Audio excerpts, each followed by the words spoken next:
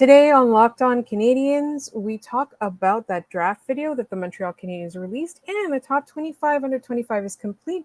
We're going to talk all kinds of analysis, and that's coming up in just one moment. You are Locked On Canadiens, your daily podcast on the Montreal Canadiens, part of the Locked On Podcast Network, your team every day.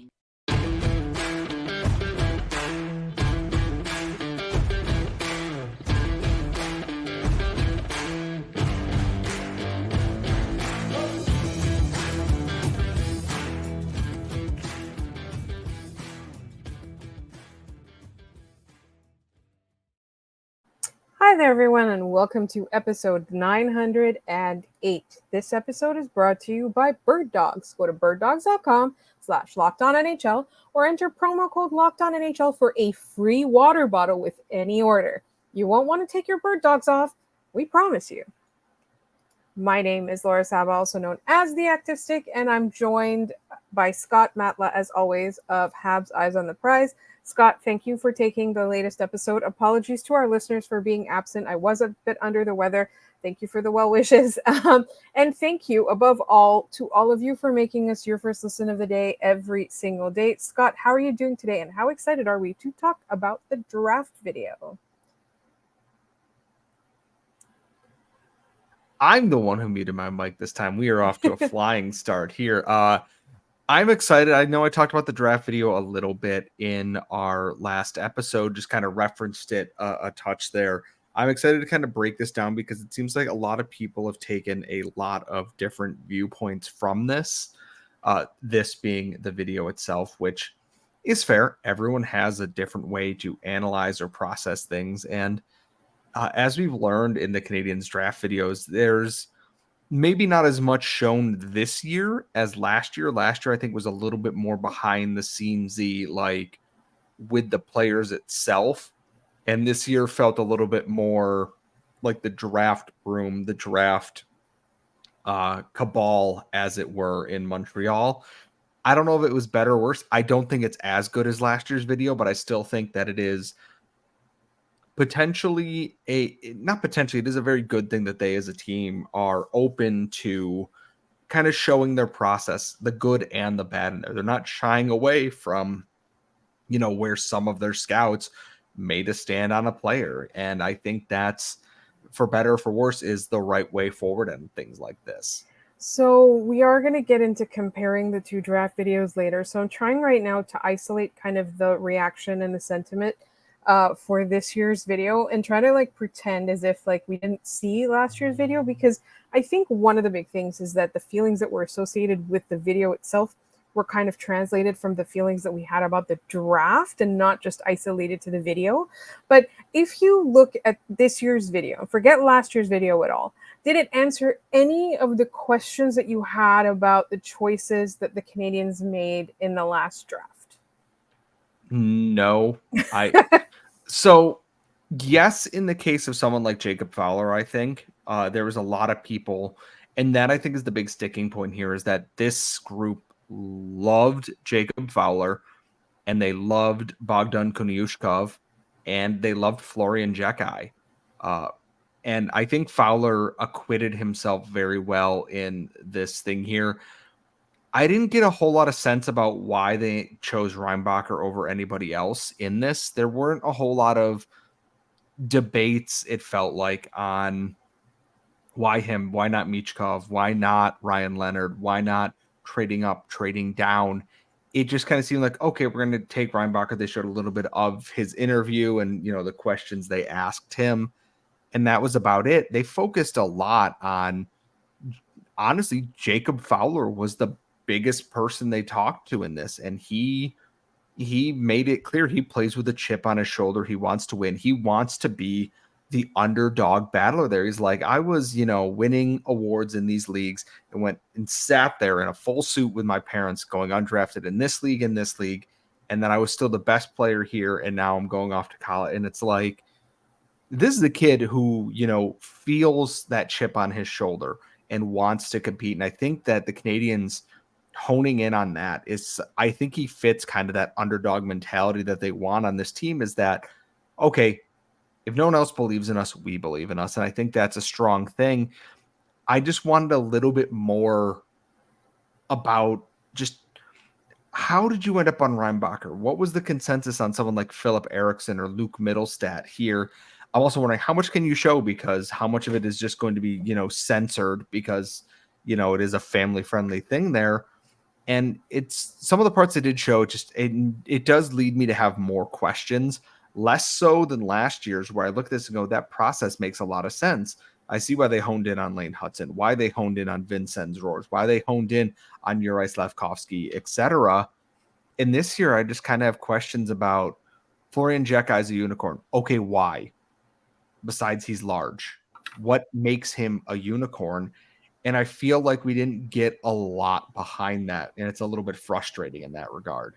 I think that is my biggest takeaway from that, is that I came away liking the players more, right? I got more of a glimpse of the players. I ended up like really, getting a sense of why I should root for, let's say, Jacob Fowler, right? Like he was, like you said, there was a lot of focus on him. So I came away liking the players more. So like it did feel like a little bit more of like a marketing and showcasing the players.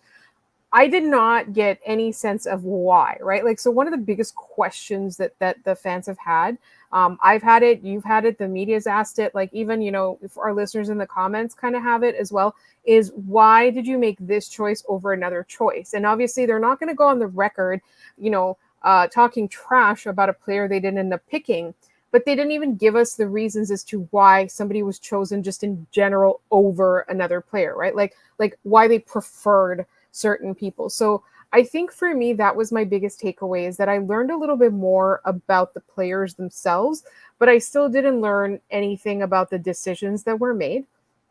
I wanted to ask you, Scott, was there anything in the video? Because again, we're comparing last year and this year, but last year it came with a lot of happy feelings. Like people couldn't wait for it when it came out. People were so excited about it.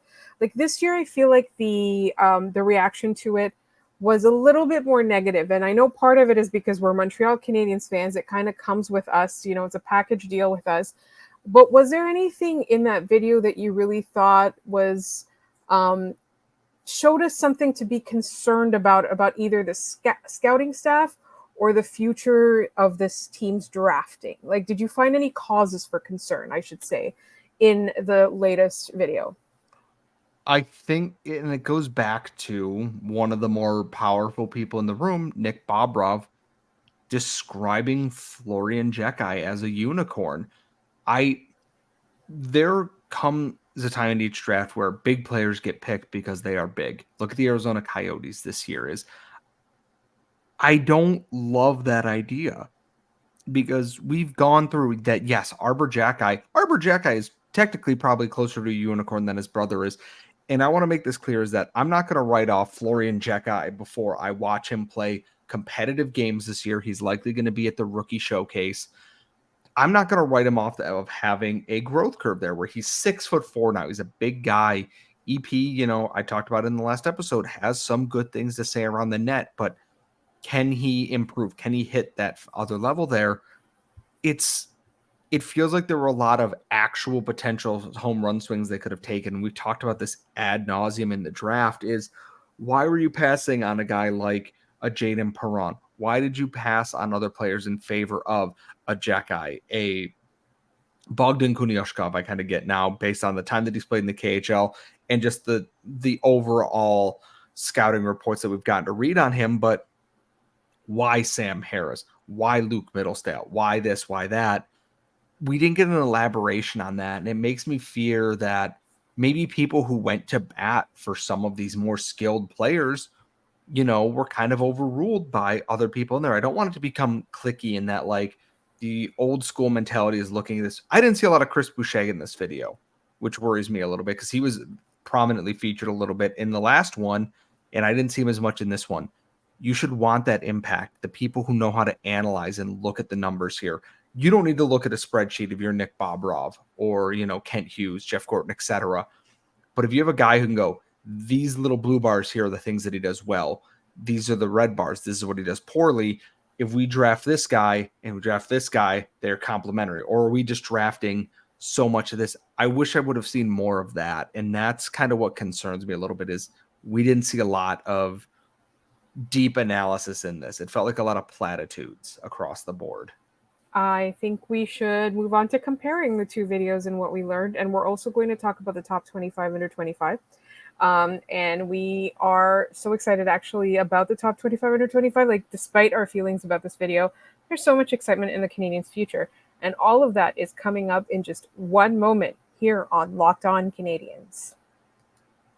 But first, let me tell you about Birddogs, one of our sponsors for today. What are Birddogs? Birddogs are the most comfortable pair of pants or shorts that you will own.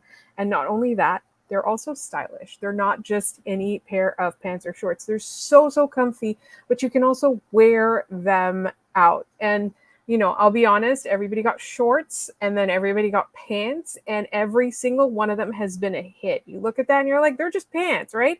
They look like any other. No, you put them on and they're so freaking comfortable and they make you look so good. But don't just take my word for it. Try them out. Trust me, you're going to love how they fit. You're going to love how you look in them. And visit birddogs.com/LockedOnNHL and order right now.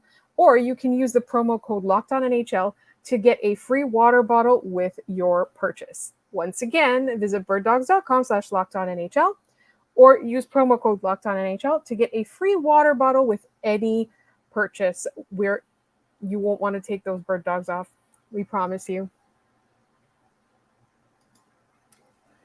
All right, Scott, so you brought up a little bit about the lack of Chris Boucher, or in general, we were talking about like deep analytical thinking in the latest video. I have two kind of concerns about that, or no, one is a concern and the other one is an opinion that might be a little bit of a positive, is that I don't necessarily think the Canadiens are moving away from that kind of analysis, although their picks seem to say something different. So it is possible, given how they picked this year, that they've moved a little bit to more quote unquote intangibles than analytics, which is not the end of the world. Like, you do need to have a balance of everything. Like, you can't just be purely analytics. You can't just be purely intangible. You need to have a balance because, like, essentially, if you're running a hockey team, you need to take the best information and the best skill and the best decision making that is available to you and apply it all together. Otherwise, what are you doing? You don't have an edge over any other teams.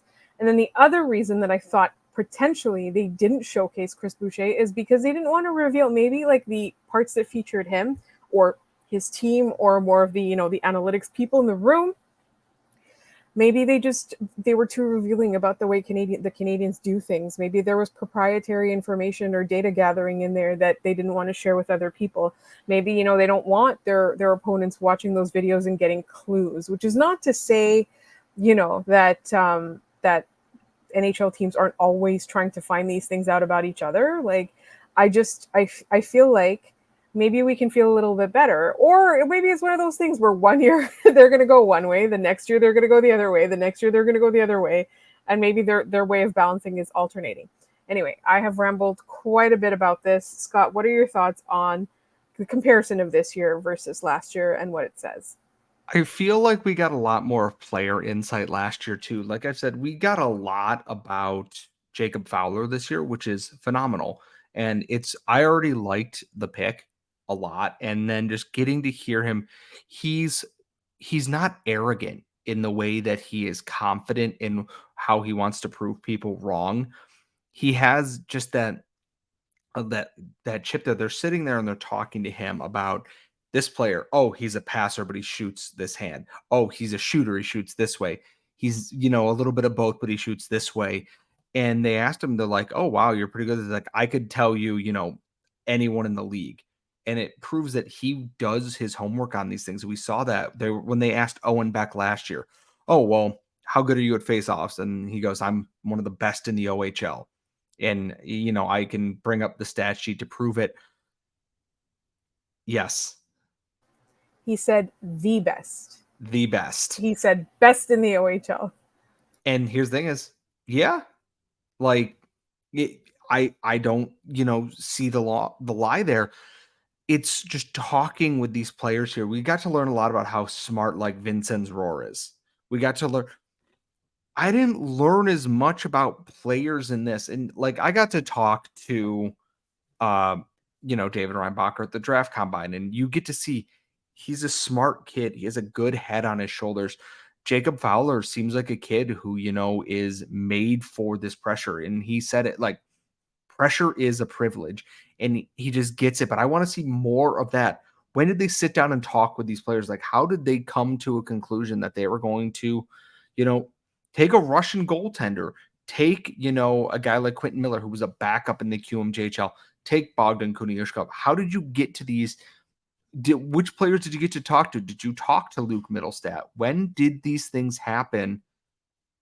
And I feel like I'm just kind of left wanting a little bit of that. But like you said, maybe they didn't want to reveal too much of the drafting process again and have other teams start, following into that, which would be understandable. But it's just, it was good. I enjoyed the video. It just feels like it's lacking a little bit of what that had last year. I want to see more of those behind the scenes players with the testing and the questions that they're asking them. We saw a little bit with Reinbacher. We saw a bit with Fowler. The whole draft combine video is meant to be about the players, not always the guys in the room. And I say guys in the room because guys in the room, I want to see more of the things it's actually about those players. What locked you into those players being the right choice? And that's what I want. Like, what did they say to you that, it worked, it clicked? And I think that's fair. And I want to get a little bit back to like the feelings a little bit, that kind of the sentiment that was around when the video came out. Again, I was like extremely under the weather, so I was following mostly on social media to see what people thought and what people felt. And it felt like a little bit extreme in terms of like last year.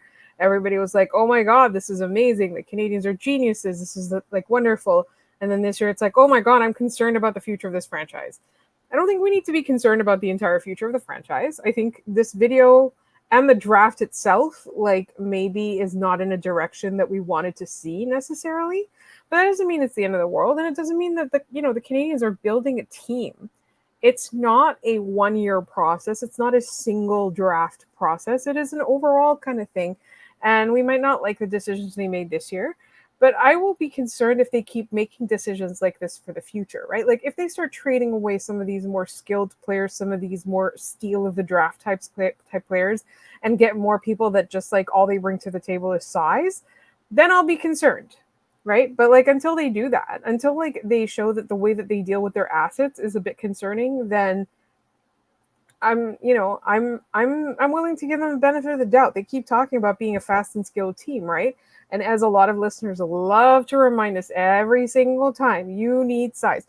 You do need size. You can't, but you have to have a balance, right? So like you can't go one way or another. Like, and so I think like it's a little bit, like I said, like the feelings, the sentiment comes from the draft itself. Like if you were disappointed in this draft, like this video would have to be really, really amazing to make up for that, right? Like to bring you back on side. Whereas if you were really happy with the draft, you're probably happy with this video. And it's the same thing as last year. Like people love the draft. There were still a lot of questions about Slavkovsky. Like I get it. And I think, like that's going to take a little bit longer, but he's going to get there and he's going to be a number 1 overall pick type player. Like I still have that faith. But I think other than that, like the steals that the Canadians got, like, people like Owen Beck and Lane Hudson, like those are just 2 of the players they got last year that everybody was like, wow, like they got them there. That was such a steal. I think that feeling, so that video itself kind of just solidified that for us. It just like reinforced that feeling. So like in terms of like comparing it year over year, like I still say that even though it's a 2-year sample size or like maybe let's say a 365-day sample size, I still think it's still a pretty small sample size for us to be judging like whether or not the future is going to be something we can believe in. Yeah, and that's the thing is it's like I want to be proven wrong and see new things on this. Like I said, I'm not going to write off anyone from this draft class before they've played a game for the Montreal Canadiens, if they play a game, or before I actually get a chance to watch them with my own 2 eyes, because I didn't watch a ton of, players the Canadians drafted last year. And, I can go back and check the highlights and the clips on that and then watch them this year. I can see where things are going. I want to be able to watch this, and it's the writing off and the just, if you went in and you were like, I'm going to hate every minute of this, you're going to hate every minute of this. That's just the way it is. It's, you're not, if you're going to go in with a closed mind, you're not going to enjoy what you see. And that's just simple facts, unfortunately. And it's kind of a shame that like people just want to go in looking for things to hate instead of just watching the video. And then maybe they pick up on something. Oh, well, that makes sense. It all depends on what viewpoint you approach it to. And that goes for last year too. You might have hated every pick they made last year, which if that's the case, weird, but okay. You're going to hate that How video. can you hate Lane Hudson? He's short. Oh, trust me, when we get into the top 25 analysis, there is a lot to happen here. Trust me. All right. And we will do that literally in just 1 second here on Locked On Canadiens.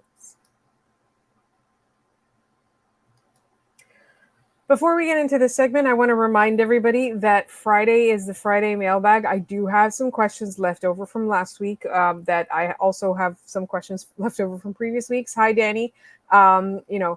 Questions that I will be tackling, but please send us your mailbag questions on lockedoncanadiens@gmail.com. That is our preferred method. You can also leave them in the YouTube comments, put mailbag question at the beginning.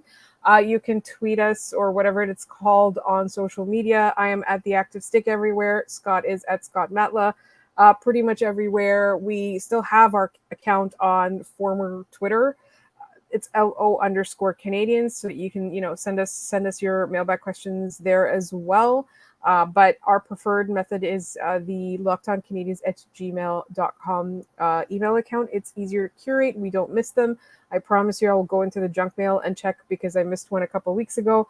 Either way, please send your mailbag questions for the Friday mailbag episode. And exciting news, we are going back to 5 days a week in a couple weeks. And so either way, make sure you're subscribed and that you follow us everywhere you get your podcast. Scott, let's talk about the top 25 under 25. As a Habs Eyes on the Prize editor, can you tell me about the work effort that goes into this? And for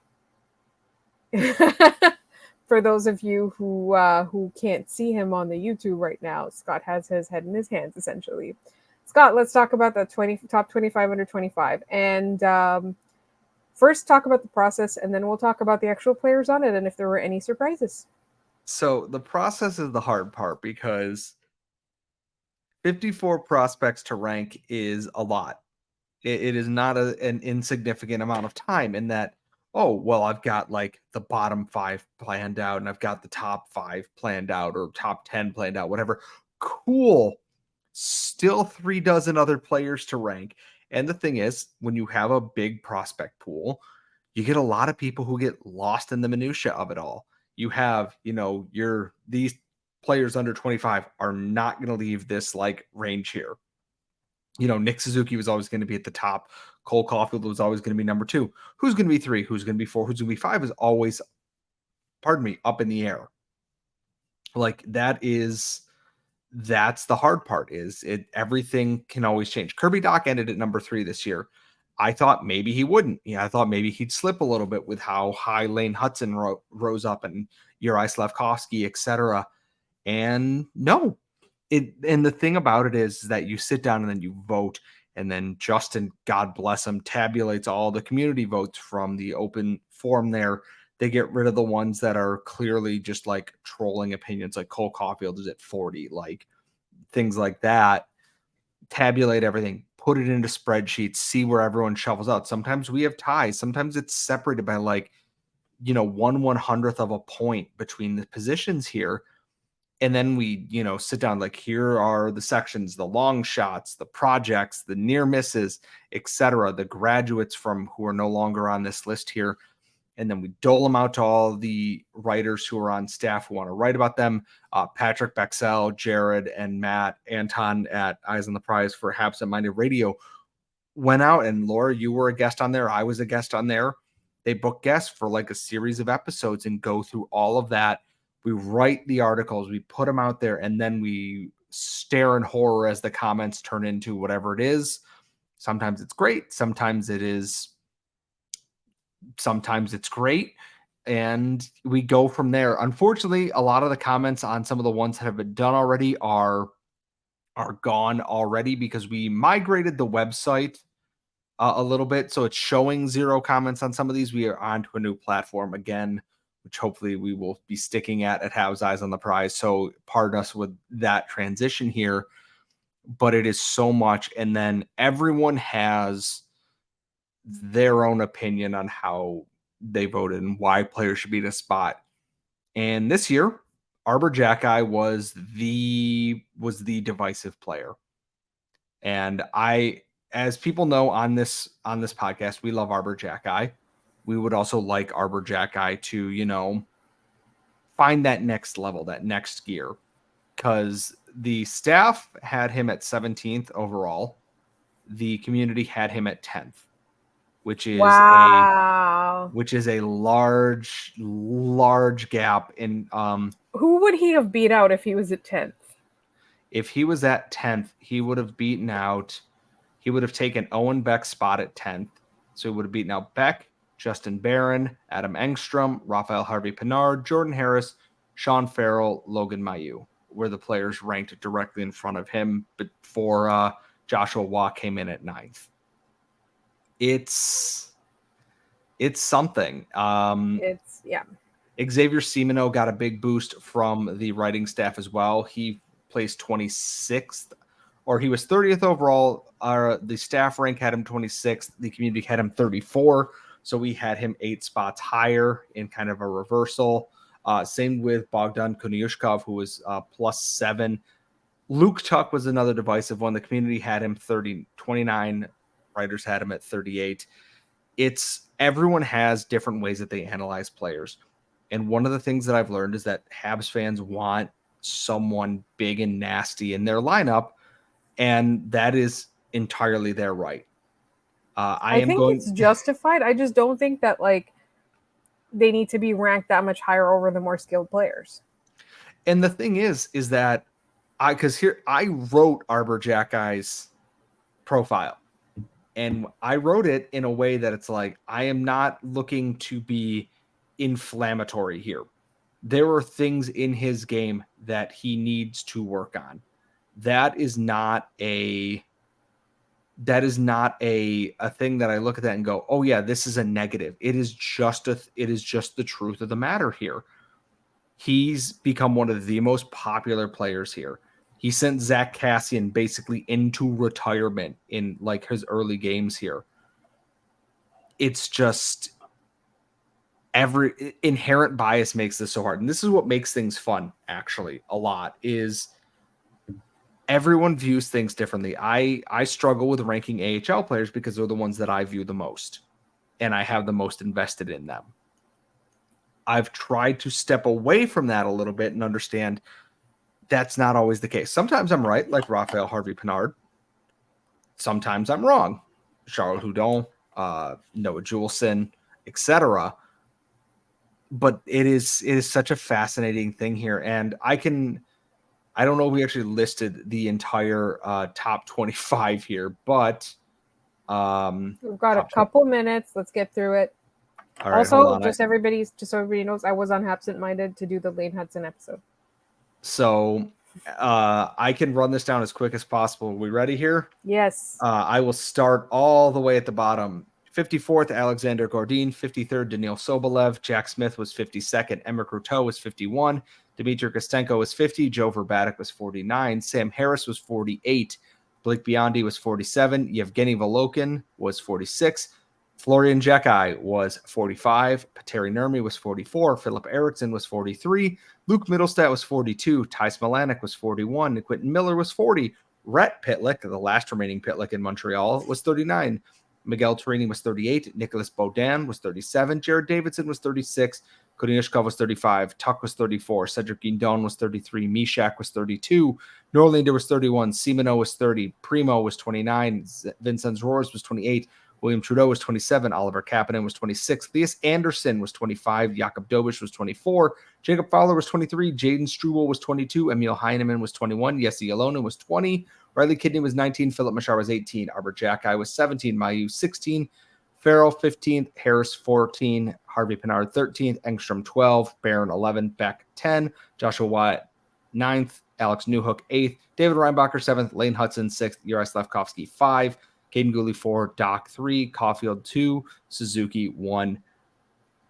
It's a lot of names. It's a lot of analysis. You can go check out all the profiles in the article there. If you go to the community versus staff voting thing, there are links to all the profiles that you can read in here. There are a lot of good names further down this list than they ever have been before. And then that is not because they are bad prospects or that they got worse. It's that the Canadiens have added so many good pieces under the age of 25 at this point. Gotta love that depth. And it is a lot. Like if you take it, in context, the Canadiens aren't doing too badly. And so maybe we don't need to overstress about the draft videos. In the meantime, I will be back on Friday with the Friday Mailbag episode. So please send us your questions, lockedoncanadiens@gmail.com. You can leave them in the YouTube comments, put the mailbag question at the beginning so we will see it.